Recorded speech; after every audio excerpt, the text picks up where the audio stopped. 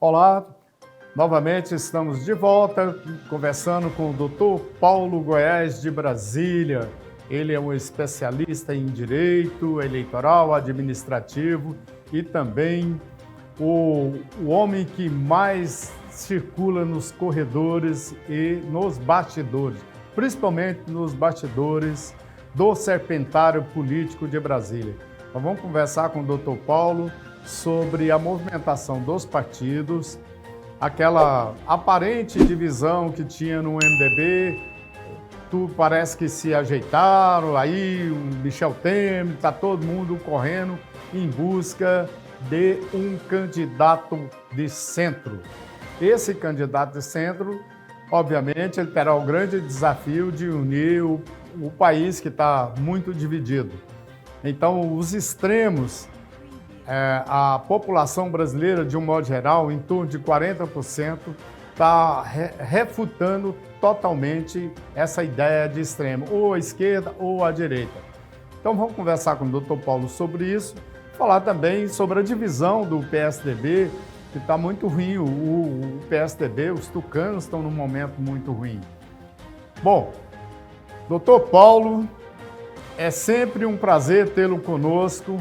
E como é que você está vendo aí essa movimentação política?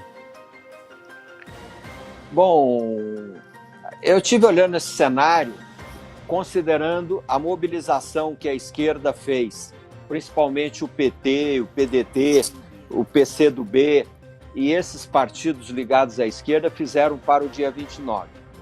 Tentaram fazer uma grande manifestação e ela ocorreu em todo o país, em 24 estados, em meia dúzia de cidades, mas o importante foi o seguinte: o povo não foi às ruas. E o povo não indo às ruas demonstrou o quê? Aquilo que nós temos falado neste momento, que o presidente Bolsonaro detém 35% de apoio popular, a esquerda oscila entre 20% e 25%, considerando o país inteiro, e o centro está entre 40% e 45%. E o fato do povo não ter ido dia 29 às ruas demonstrou que o povo não quer a esquerda de volta. E isso vai fortalecer uma candidatura de centro contra o presidente Jair Bolsonaro. Eu acredito que o quadro mudou, acredito eu que a esquerda errou em fazer essa mobilização do dia 29, primeiro porque ela não tinha certeza de que ia ter grande mobilização. Segundo, ela perdeu o discurso do fique em casa, proteja-se, não vá à mobilização, porque ela também fez o que a turma da direita fez. E terceiro, porque a partir do momento em que não houve apoio popular em massa, mostrou fraqueza. E quando se mostra fraqueza, você é obrigado a recuar. E recuar agora faz com que o outro lado fortaleça. Então, me parece que as lideranças da esquerda errou em fazer a mobilização. Agora foi feito e tem que ter as consequências. O cenário político abre. Por isso que o Lula está fortemente trabalhando nos bastidores da CPI do Covid para tentar enfraquecer o presidente da República a qualquer custo. E o que nós temos visto? Que a CPI do Covid, ela simplesmente está andando em ciclos, ela não está conseguindo chegar a nada, e ela está aumentando a popularidade do presidente. E agora, com o aumento da arrecadação federal em mais de 45% em relação ao ano passado, mostra o quê? Que economicamente o país vai bem. Em continuando esse ritmo, o que é que nós vamos ter? Em 2022, uma economia forte, o Covid praticamente sob controle, ainda não total, e com um detalhe: a experiência feita na cidade de São Paulo, que foi ontem, do Butantã, Serrana, com 45 mil habitantes, onde praticamente 100% da população adulta foi vacinada, é agora um laboratório para saber o que vai acontecer nos próximos dias. Se o número de mortes vão reduzir, se a vacina da Coronavac surte efeito ou não. Nós rezamos e torcemos para que dê certo, que a Serrana dê exemplo para a vacinação em massa e para que a gente possa combater o Covid. e para que o país volte à normalidade. Agora, que a esquerda errou, errou. Eles podem não gostar das minhas opiniões, mas eu estou analisando para eles também, ajudando eles também. Doutor Paulo, só fazendo um reparo aqui, o senhor disse que faltou povo, mas pelos números aí, no noticiário, eu vi ontem uma parte do Jornal Nacional, disse que milhares de pessoas foram às ruas. Essas pessoas não contam como um povo?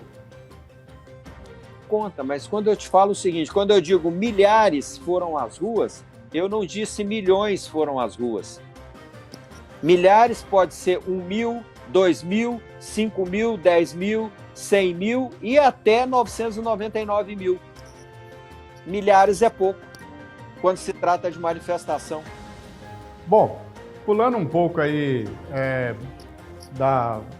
dessas manifestações e Covid, como o doutor Paulo bem lembrou, vamos aqui falar um pouco da movimentação aí do MDB, PSDB.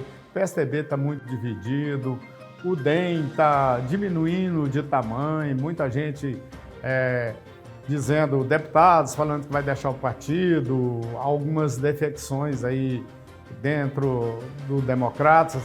Um amigo lembrou anteontem que é o seguinte, todo ano eleitoral o DEM sofre, digamos assim, uma investida tentando diminuir o partido.